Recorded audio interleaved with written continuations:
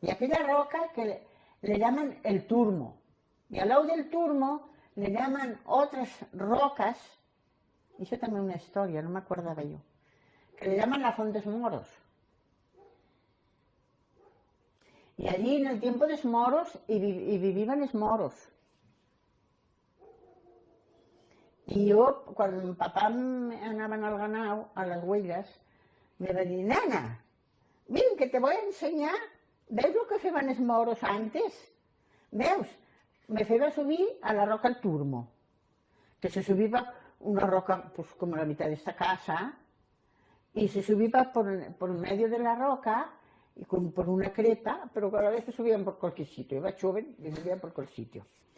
Y subían arriba, y nos diva, ¿veus, nenes? Estas son las patadas del caballo de Santiago, que siglos atrás, pues leyendas, que el caballo de Santiago, pues... Y allí estaban marcadas las 4 patas del caballo de Santiago.